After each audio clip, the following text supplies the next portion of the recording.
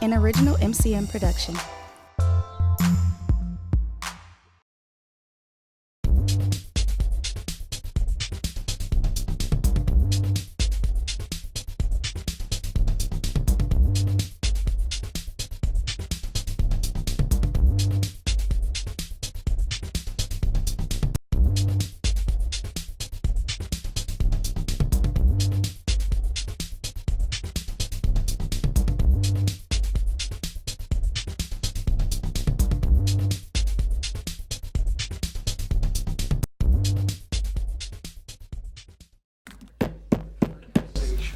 Good morning, everyone.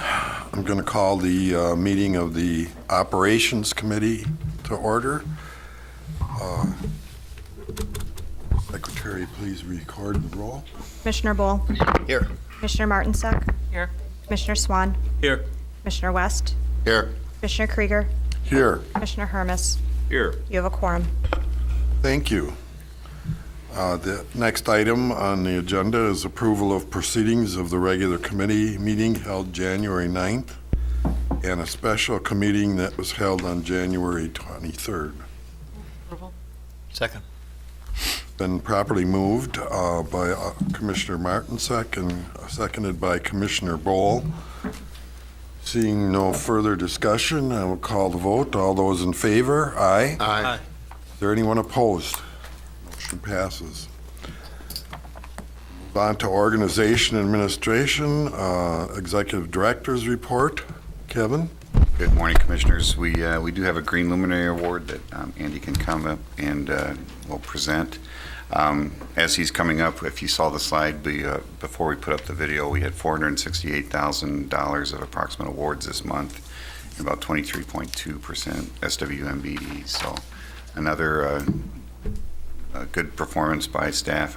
Numbers are a little bit lower on the overall award, but we'll track that as we move forward. With that, I'll turn it over to Andy. Good morning. I'm Andy Kaminsky, and I'm a project manager here at the district. With me today, I have Tori Kress, the senior environmental project engineer over at Rackham. And through her partnership, along with Justin Haggerty, executive director at Reflow, and many other project partners on this project, Cream City Farms is created. Cream City Farms is a fantastic project over on 30th Street. It was originally a brownfield site that was turned into an urban farm.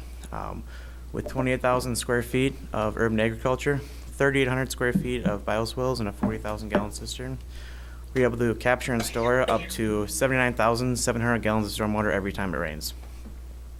Another interesting component of this project is that the cistern has got smart controls on it.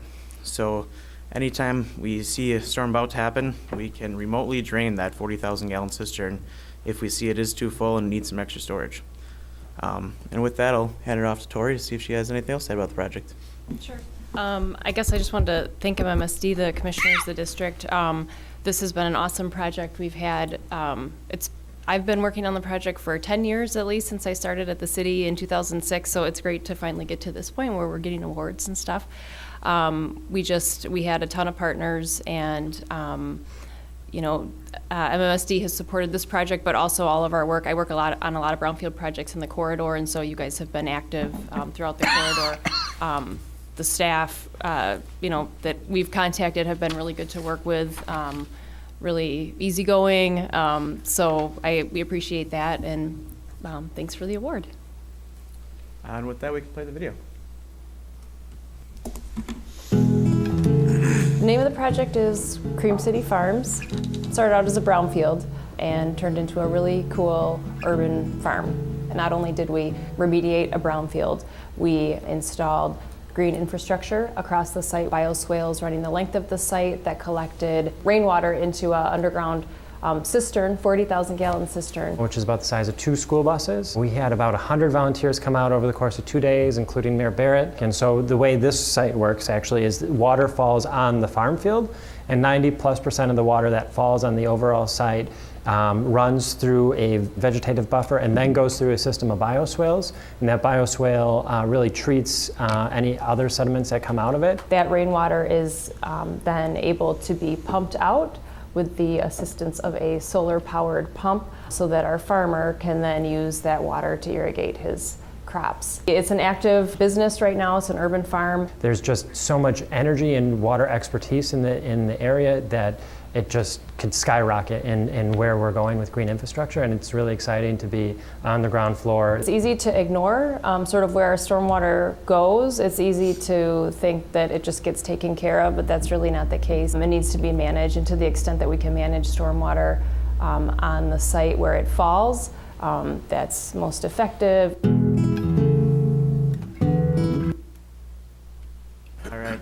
I'd also like to invite up Justin, since I saw he kind of snuck in the back there, and then present the February Green Luminary to both Tori and Justin for their great work in helping us get closer to our goal of 740 million gallons.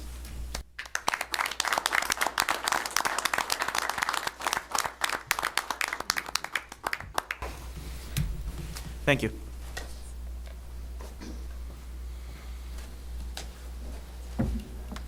Congratulations. Wonderful long-term project. With that, Kevin, is there more? Nope, that's it. Thank you. Then we'll move on to new business. First item on our agenda is file number 17-019-2. Mike is up there, ready to perform. Morning, Mike Martin, Director of Technical Services. The Commission is requested to award and to direct the Executive Director to execute on behalf of the District Contract P01005C02 Interplant Sludge System Improvements, Jones Island and South Shore Water Reclamation Facilities, Interplant Sludge Pump Stations, Valves Replacement to JFA Hearn Company, an amount of $189,500. Through a little bit of background on the IPS pump station and the IPS system. So the IPS system, interplant pipeline system, it transfers our sludges, biosolids between Jones Island and South Shore. It's a critical facility for processing biosolids and producing milorganite. What it does, it allows us to take sludges from South Shore, move them up to Jones Island, and vice versa. We extract the gas out of the sludges at South Shore, and then move those biosolids back up to Jones Island, create milorganite. So it's critical for processing biosolids. If we do have an outage, it can potentially result in some operational challenges managing the biosolids, lost opportunities to create digester gas, and then increase our operating costs. So the system itself, there are pump stations both at Jones Island and South Shore. Then there are 4 parallel pipelines, each of them 12 miles long. And there are vaults along the pipeline at high and low points. And then there's also, it's called a cathodic protection system, which protects that pipeline from external corrosion. So here's just a map. Again, Jones Island. Then the purple shows the pipeline route, and there are 4 12-inch and 14-inch, 2 12-inch and 2 14-inch pipelines that run between the two. And then pump station down at South Shore. So the system itself is 25 years old.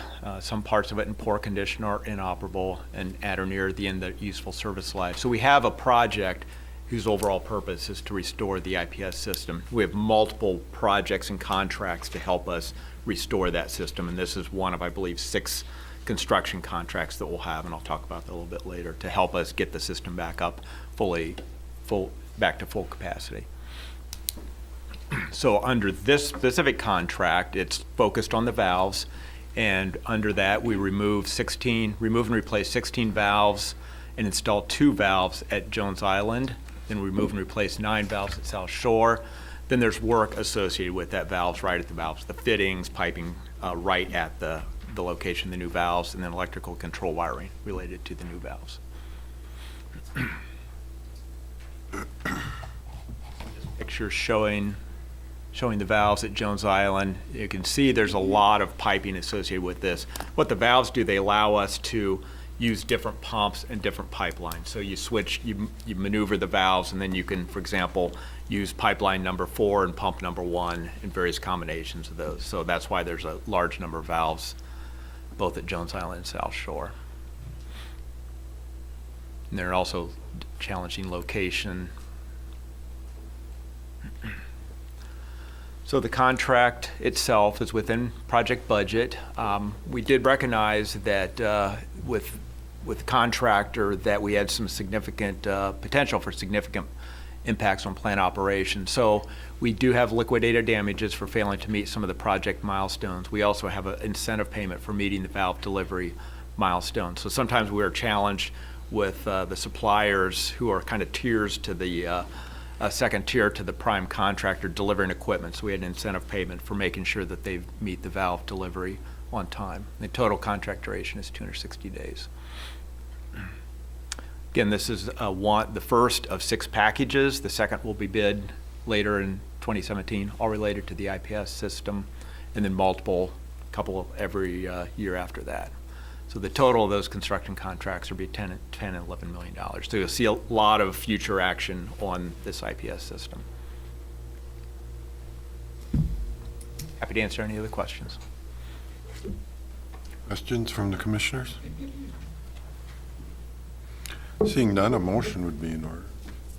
Approval? Second. Moved by Commissioner West and seconded by Commissioner Hermes. Seeing no further discussion, I will call the vote. All those in favor? Aye. Aye. Anyone opposed?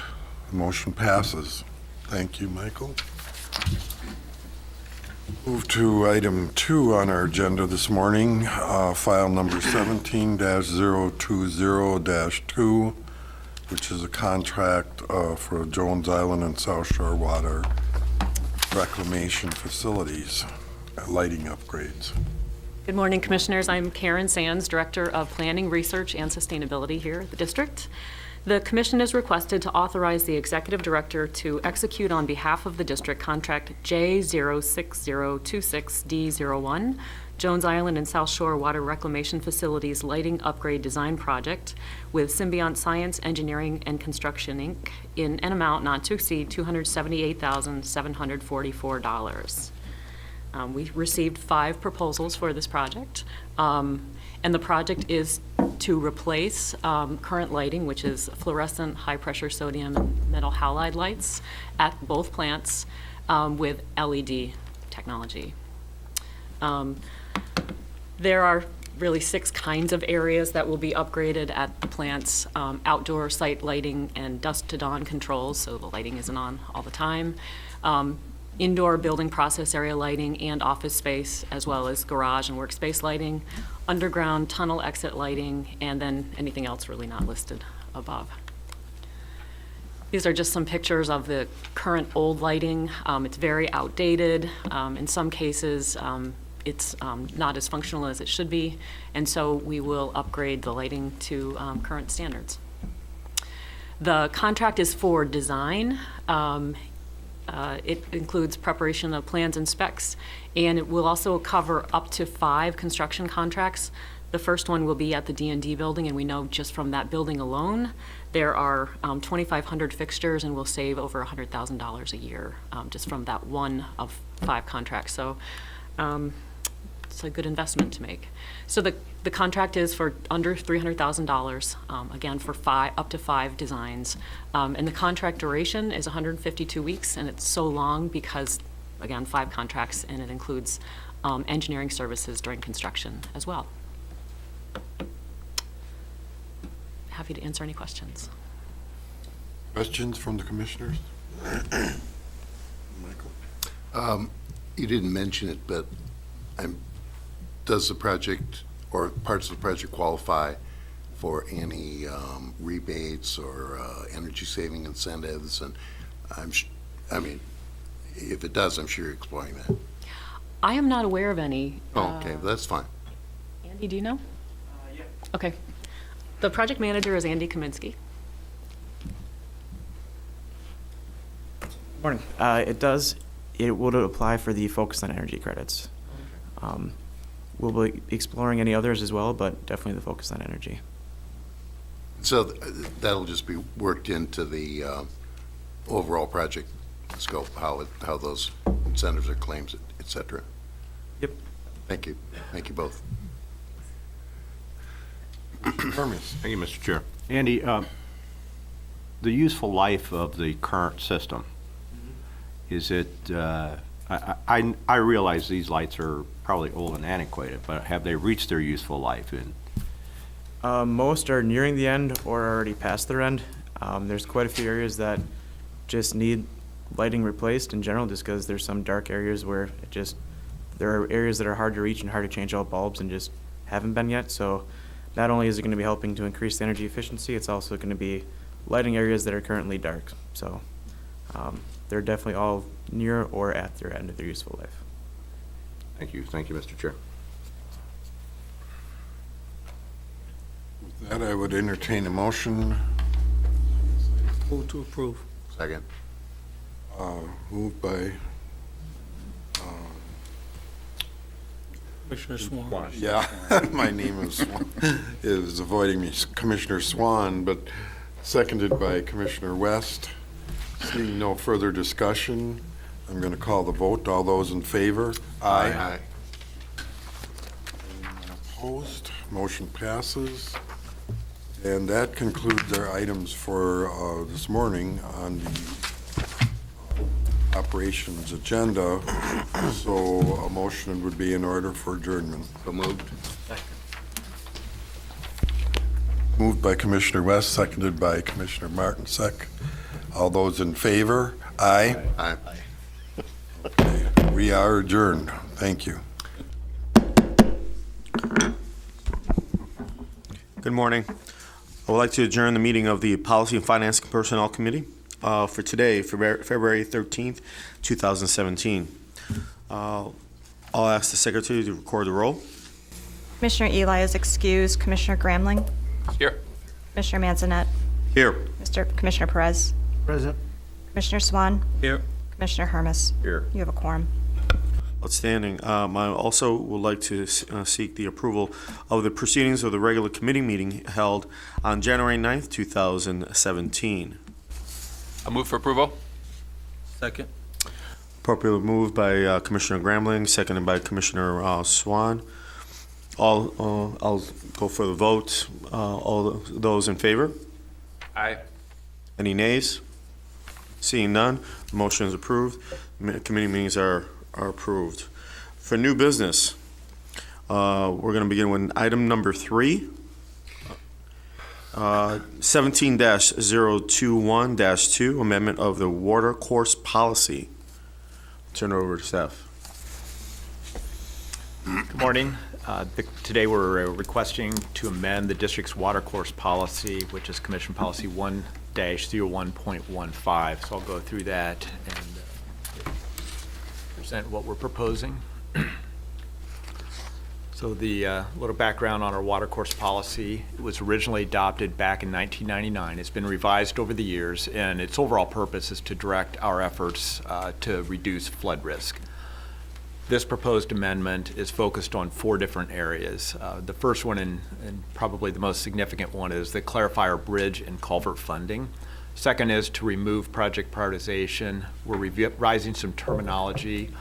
And then finally, we're adding and defining watercourse management plan. So the last 3 are more a little bit of a cleanup work, and the first one is more clarification.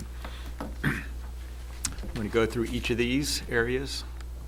First, on the bridge and culvert funding. So today, the policy itself identifies structural measures where we may fund to reduce flood risk.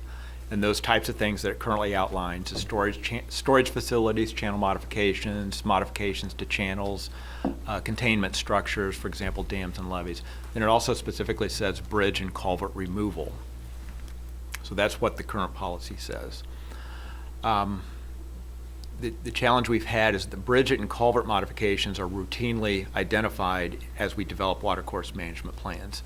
We've participated in funding for bridge and culvert modifications since 2000. We're aware of 10 bridges and culverts where we have worked with the bridge owner to modify those, and we have contributed to the funding of those. Looking forward, today we've identified at least 20 bridges or culverts that will need to be modified or replaced.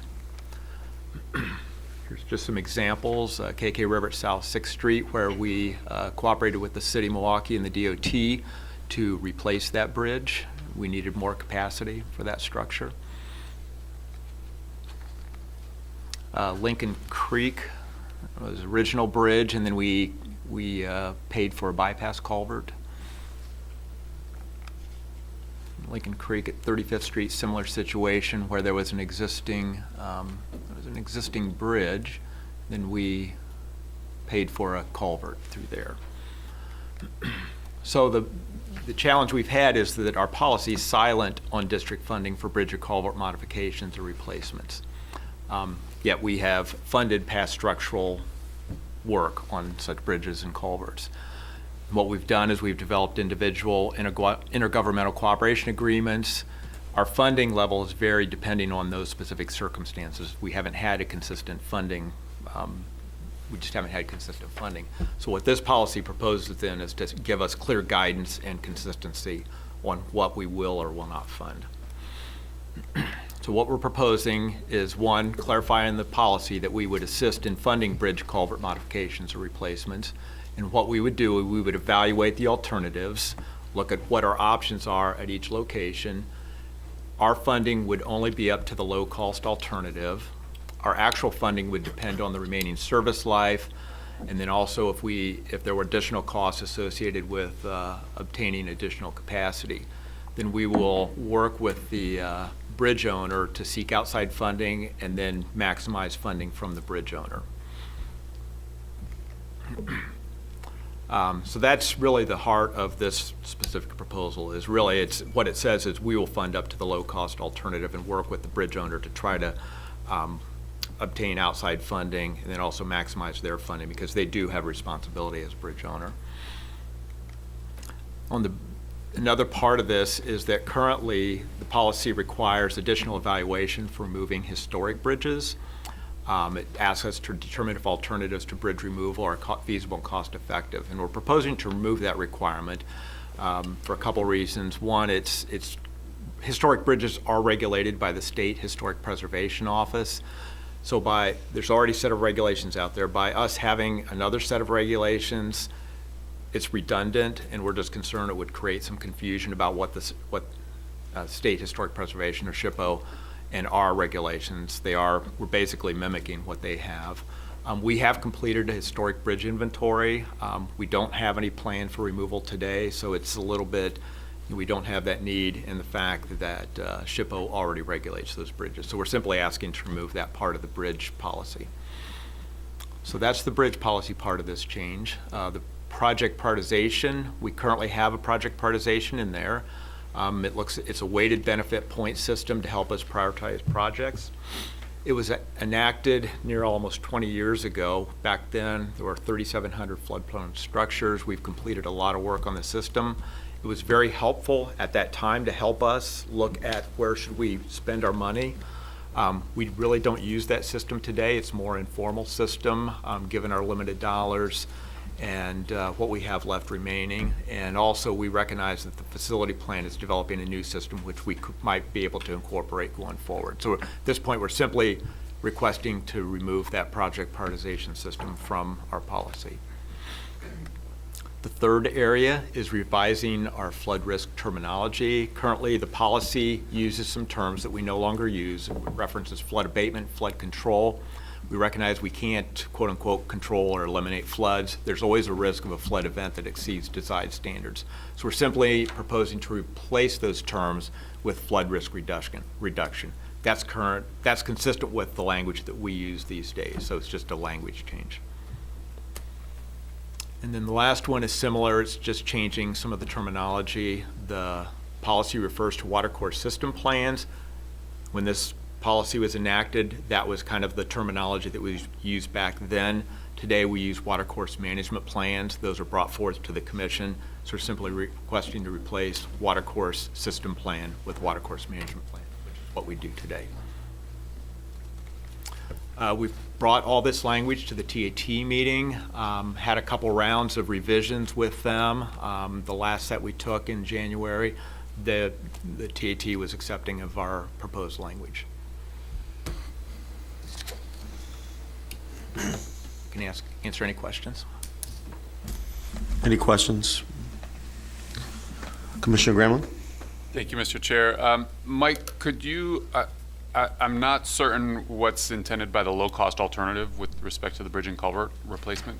Sure, yeah. Is that the low-cost alternative related to flood risk reduction alternatives or specific bridge or culvert design approaches, or both, perhaps? Could you elaborate a little bit on that? Yeah, I think maybe I can answer that with an example.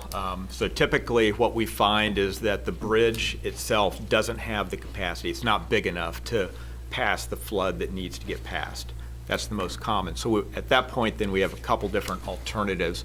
One is simply replace that bridge with a bridge that has a larger opening, or alternatively, you can oftentimes put culverts into the side of that opening to give it the capacity that it needs. So what we would do is look at the cost of a new bridge versus the cost of a culvert, make the comparison, and we could fund up to that lowest cost alternative. So that's the kind of the typical example that we see.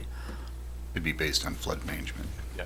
So just to be clear, in that case, if the culvert was the lower cost alternative, then the bridge owner we'd be offering the bridge owner that cost as a credit towards full bridge replacement, correct, if yeah. that's what they prefer to do. Okay. Correct, yes. Thank you. Any other questions? I'll move for approval. We have a motion. We have a second, appropriately done by Commissioner Swan. I'll call for a vote. All in favor? Aye. Any nays? Seeing none, the item is approved for, seeking approval for the full commission. Item number 4 is 17-022-2, revision of the resolution 13-119-12, private property inflow and infiltration reduction program policy. I'll turn it over to staff. Good morning, thank you again. Morning. Can't decide if I need my glasses or not, apparently I do. So a little background on the proposed revisions to our private property inflow and infiltration program policy. After 2010, the district initiated a PPII program, and it was based on some legal findings, and they included that basement backups are a significant public health and safety issue. Private property inflow and infiltration work can result in lower capital and operating costs to the district and to the municipalities we serve. PPII work reduces the risks of combined and sanitary sewer overflows, and rehabilitation may be a benefit to the private property owner. That benefit is incidental to the public benefits and public purpose. And at that time, we decided, with the Commission's blessing, to go ahead and do work on private property. For the period beginning in 2011, the program was established to be a $62 million program, so not a small amount of money. And the money is allocated on an annual basis through the budgeting process to the 28 satellite municipalities based on ad valorem taxes, essentially. There's a 20% limit on what municipalities may put toward planning, design, and investigation work. The other 80% or greater must be spent on remediation. There's no requirement that municipalities cost share, although they often do. Flexibility for municipalities, they have the ability to set their project priorities, and the administration of the program is done by the district, and we have options for unutilized funds as well. So the guidelines are that a municipality submits a work plan to Jerome. Jerome Flogel is the project manager. The work plan is reviewed and approved at the district. Funding agreements are then drafted, and the terms and deliverables are set in each funding agreement. Reimbursement requests are submitted when the work is complete, and district staff do inspect the work as it's being undertaken. So, in summary, the policy was established by Commission in February 2011, and that date's important in a minute. There have been 2 program revisions since then, one in 2012 and one in 2013, so this is the 3rd revision. In summary, the title is being changed to more accurately reflect the period of the program, so it really started in 2011. And then I want to point out a couple of changes right in the policy. On page 5, under program funding, one of the changes that's being proposed is adding that additional funding proposed through district long-term financing plans beyond 2020 does not constitute an increase in program funding until it's committed by the district through the annual district budget approval process. So we're As we move forward into a 5-year financing plan, we always consider how far out or how much spending is anticipated in out years, and we're getting to the point where the out years go beyond the program duration. So we wanted to add that clarification.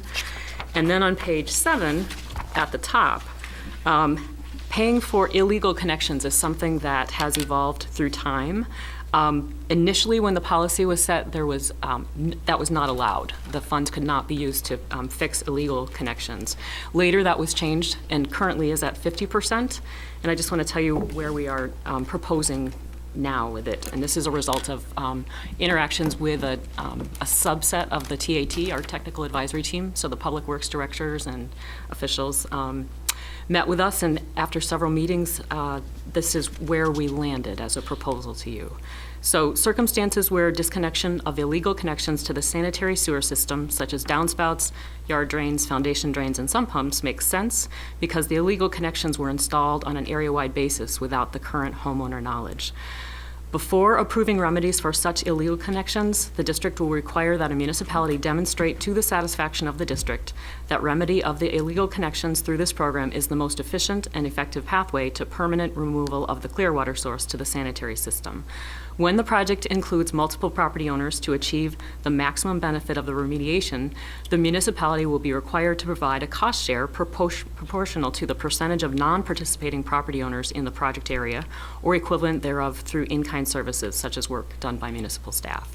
So those are the primary changes, and the requested action is approval of the revised policy. Any questions?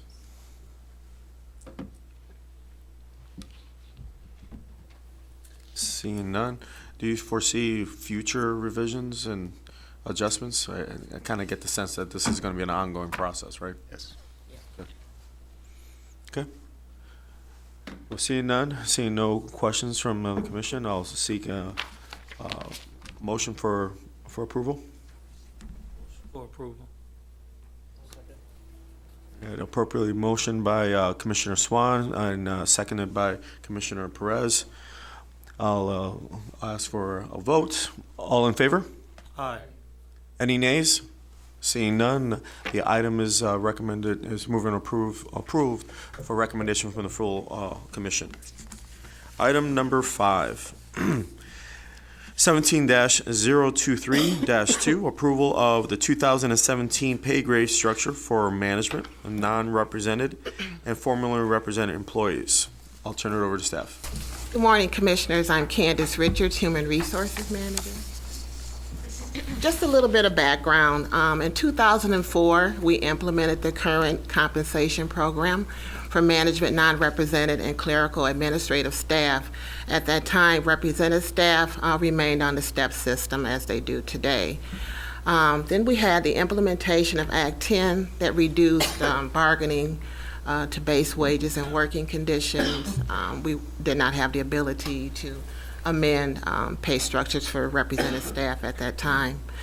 Fast forward to May of 2016, AFSCME Local 366 decertified as the collective bargaining agent for our employees.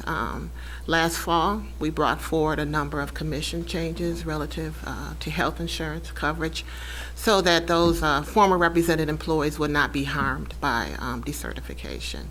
So all represented staff became non-represented, and we continue our efforts to bring parity among all staff.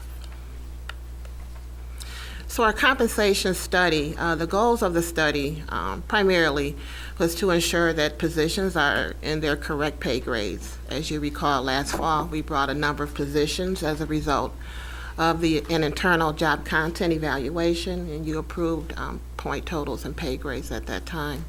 All positions were studied. Usually we bring forward 1/3 of positions every year, but because of the compensation study, every position was touched. We wanted to ensure external equity, where we conducted a market analysis that was led by our compensation consultant. I'll get into that in the next slide.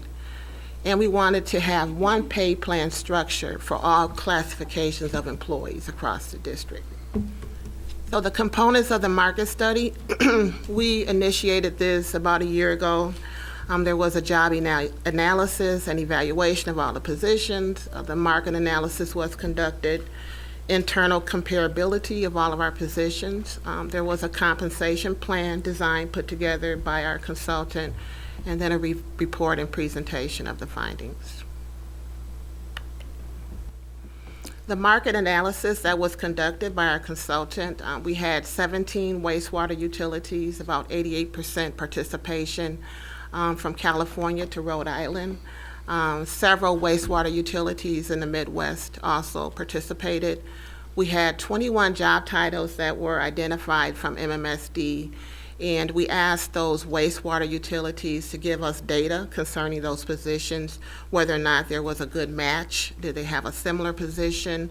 They looked at pay, of course, their exempt status, whether they were union positions or non-union, and things like that. Also, the consultant utilized Wisconsin pay data, including wastewater utilities in Green Bay and also Madison. So the proposed pay structure you have before you today, there's one pay structure for all grades, pay grades 4 through 21. We will no longer have 3 distinct pay structures for employees. Every employee would be slotted into one of the 4 through 21 pay grades. This pay plan structure is similar to the one you adopted in the 2017 budget, in that there is a minimum, a midpoint market, and a maximum. Also, pay grades 4 through 14 of the proposed structure, the midpoint is lower than those that you approved in the 2017 budget.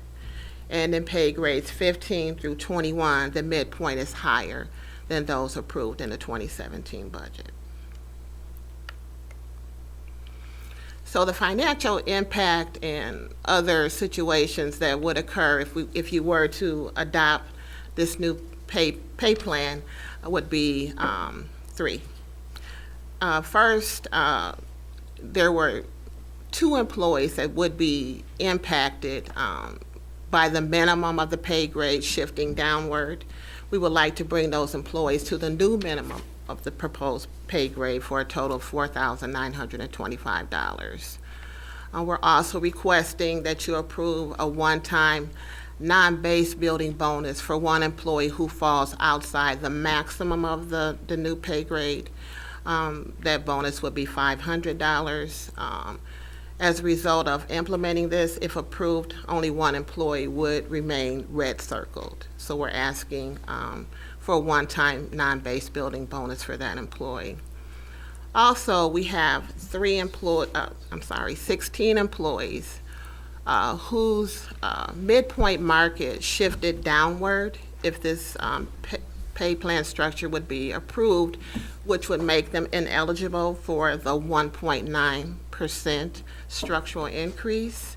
We're asking for those 16 employees that you approve the 1.9% structural increase for them, just on a one-time basis, because they would have received the 1.9% had their midpoint market not shifted downward as a result of implementing this new pay plan structure.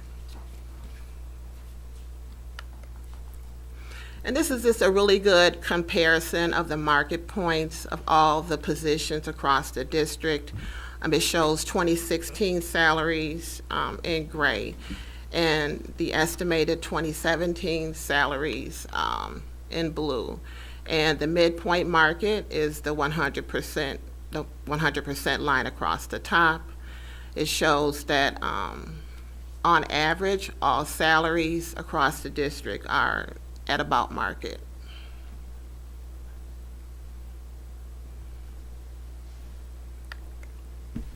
So the recommendation is that you approve the 2017 pay structure for pay grades 4 through 21, as well as the 3 salary adjustments that are being recommended. Questions? Got several questions. Commissioner West first, and then Commissioner Gramlin. Thank you, Mr. Chairman. I'm looking at the graph as attachment 2. You had it up on the screen. What I didn't hear, and you may have said it, but I just didn't hear it, the one-time adjustments, and I think there was one position that was, I think the term is red circled. Red circled. Are those, I just didn't hear that those recommendations were key to this chart, although they must have been. And so could you just make a few links to, Well, if you see in pay grade 5, we have the one individual that is red circled, so that's kind of skewing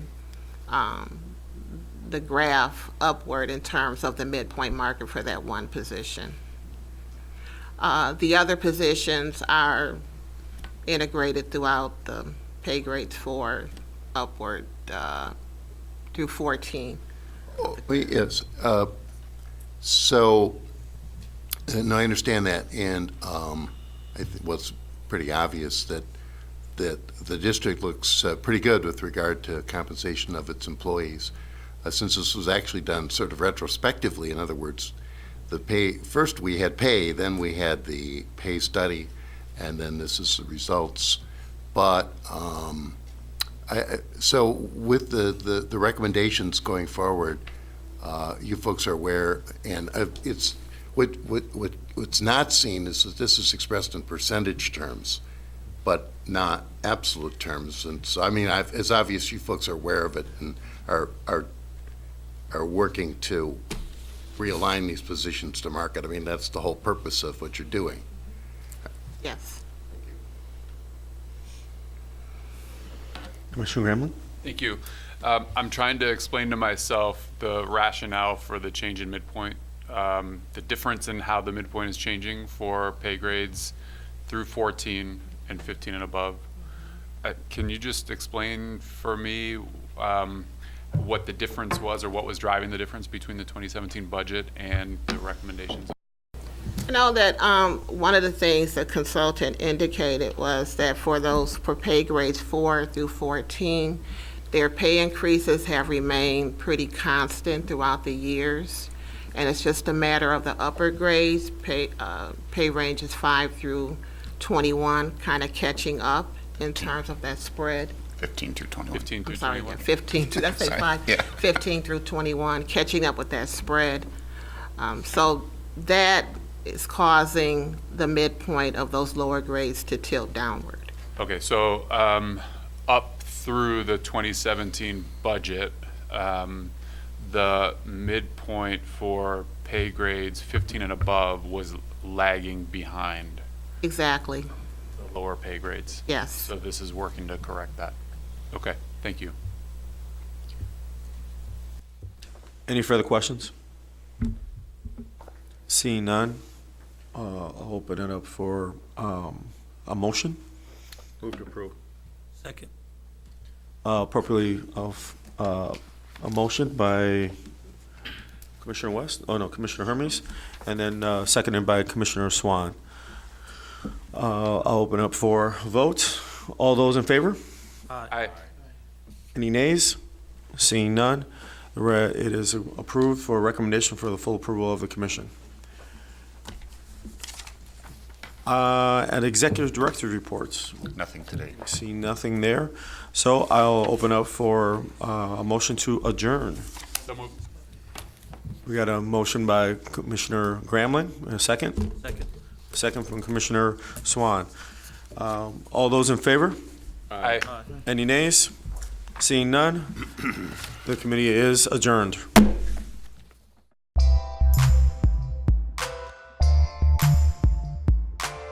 An MCM production.